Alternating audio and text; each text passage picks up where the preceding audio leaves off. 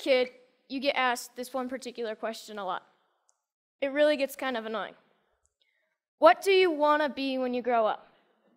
Now, adults are hoping for answers like, I want to be an astronaut, or I want to be a neurosurgeon. You adults and your imaginations. Kids, they're most likely to answer with pro skateboarder, surfer, or Minecraft player. I asked my little brother and he said, seriously, dude, I'm 10. I have no idea. Probably a pro skier. Let's go get some ice cream. See, us kids are going to answer with something we're stoked on, what we think is cool, what we have experience with. And that's typically the opposite of what adults want to hear. But if you ask a little kid, sometimes you'll get the best answer. Something so simple, so obvious, and really profound. When I grow up, I want to be happy. For me, when I grow up, I want to continue to be happy, like I am now. I'm stoked to be here at TEDx. I mean, I've been watching TED videos for as long as I can remember, but I never thought I'd make it on stage here so soon. I mean, I just became a teenager, and like most teenage boys, I spend most of my time wondering, how did my room get so messy all on its own? Did I take a shower today? And the most perplexing of all, how do I get girls to like me? Neuroscientists say that the teenage brain's pretty weird. Our prefrontal cortex is underdeveloped, but we actually have more neurons than adults, which is why we can be so creative and impulsive and moody and get bummed out. But what bums me out is to know that a lot of kids today are just wishing to be happy, to be healthy, to be safe, not bullied, and be loved for who they are. So it seems to me when adults say, what do you want to be when you grow up? They just assume that you'll automatically be happy and healthy. But maybe that's not the case. Go to school, go to college, get a job, get married, boom. Then you'll be happy, right? We don't seem to make learning how to be happy and healthy a priority in our schools. It's separate from schools. And for some kids, it doesn't exist at all. But what if we didn't make it separate? What if we based education on the study and practice of being happy and healthy? Because that's what it is, a practice, and a simple practice at that. Education is important, but why is being happy and healthy not considered education? I just don't get it. So I've been studying the science of being happy and healthy. It really comes down to practicing these 8 things: exercise, diet, nutrition, time in nature, contribution, service to others, relationships, recreation, relaxation and stress management, and religious or spiritual involvement. Yes, got that one. So these 8 things come from Dr. Roger Walsh. He calls them therapeutic lifestyle changes, or TLCs for short. He's a scientist that studies how to be happy and healthy. In researching this talk, I got a chance to ask him a few questions like, do you think that our schools today are making these 8 TLCs a priority? His response was no surprise. It was essentially no. But he did say that many people do try to get this kind of education outside of the traditional arena, through reading and practices such as meditation or yoga. But what I thought was his best response was that much of education is oriented, for better or worse, towards making a living rather than making a life. In 2006, Sir Ken Robinson gave the most popular TED Talk of all time, Schools Kill Creativity. His message is that creativity is as important as literacy, and we should treat it with the same status. A lot of parents watch those videos. Some of those parents, like mine, counted it as one of the reasons they felt confident to pull their kids from traditional school, to try something different. I realize I'm part of this small but growing revolution of kids who are going about their education differently. And you know what? It freaks a lot of people out. Even though I was only 9 when my parents pulled me out of the school system, I can still remember my mom being in tears when some of her friends told her she was crazy and it was a stupid idea. Looking back, I'm thankful she didn't cave to peer pressure, and I think she is too.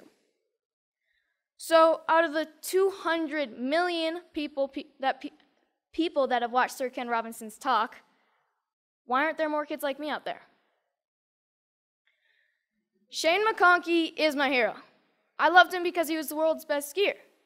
But then one day I realized what I really loved about Shane. He was a hacker.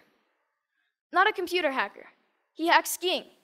His creativity and inventions made skiing what it is today, and why I love to ski. A A lot of people think of hackers as geeky computer nerds who live in their parents' basement and spread computer viruses. But I don't see it that way. Hackers are innovators. Hackers are people who challenge and change the systems to make them work differently, to make them work better. It's just how they think. It's a mindset. I'm growing up in a world that needs more people with the hacker mindset, and not just for technology. Everything is up for being hacked, even skiing, even education. So whether it's Steve Jobs, Mark Zuckerberg, or Shane McConkey, having the hacker mindset can change the world. Healthy, happy, creativity, and the hacker mindset are all a large part of my education. I call it hack schooling. I don't use any one particular curriculum, and I'm not dedicated to any one particular approach. I hack my education.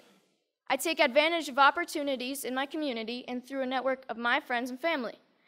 I take advantage of opportunities to experience what I'm learning, and I'm not afraid to look for shortcuts or hacks to get a better, faster result. It's like a remix or a mashup of learning. It's flexible, opportunistic, and it never loses sight of making happy, healthy, and creativity a priority. And here's the cool part, because it's a mindset, not a system.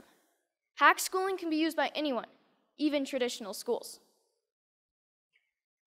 So what does my school look like? Well, it looks like Starbucks a lot of the time. But like most kids, I study a lot of math, science, history, and writing. I didn't used to like to write because my teachers made me write about butterflies and rainbows, and I wanted to write about skiing. It was a relief when my good friend's mom started the Squaw Valley Kids Institute, where I got to write through my experiences and my interests, while connecting with great speakers from around the nation, and that sparked my love of writing. I realized that once you're motivated to learn something, you can get a lot done in a short amount of time, and on your own. Starbucks is pretty great for that. Hacking physics was fun. We learned all about Newton and Galileo, and we experienced some basic physics concepts like kinetic energy through experimenting and making mistakes. My favorite was the giant Newton's cradle that we made out of bowling balls, I think. No, bocce balls. We experimented with a lot of other things like bowling balls and even giant jawbreakers. Project Discovery's ropes course is awesome and slightly stressful.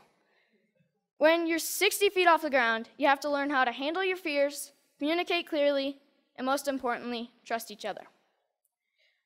Community organizations play a big part in my education. At High Fives Foundation's Basics program, being aware and safe in critical situations, we spent a day with the Squaw Valley Ski Patrol to learn more about mountain safety. Then the next day, we switched to science of snow, weather, and avalanches. But most importantly, we learned that making bad decisions puts you and your friends at risk. Young Chautauqua brings history to life. You study a famous character in history until you can stand on stage and perform as that character and answer any question about their lifetime. In this photo, you see Al Capone and Bob Marley getting grilled with questions at the historical Piper's Opera House in Virginia City, the same stage where Harry Houdini got his start. Time in nature is really important to me. It's calm, quiet, and I get to just log out of reality. I spend 1 day a week outside all day. At my Foxwalker classes, our goal is to be able to survive in the wilderness with just a knife. We learn to listen to nature. We learn to sense our surroundings. And I've gained a spiritual connection to nature that I never knew existed. But the best part is that we get to make spears, bows and arrows, fires with just a bow drill, and survival shelters for the snowy nights when we camp out. Hanging out at the Moment Factory, where they hand make skis and design clothes, has really inspired me to one day have my own business. The guys at the factory have showed me why I need to be good at math, be creative, and get good at sewing. So I got an internship at Big Truck Brand to get better at design and sewing. Between fetching lunch, scrubbing toilets, and breaking their vacuum cleaner, I'm getting to contribute to clothing design, customizing hats, and selling them. The people who work there are happy, healthy, creative, and stoked to be doing what they're doing.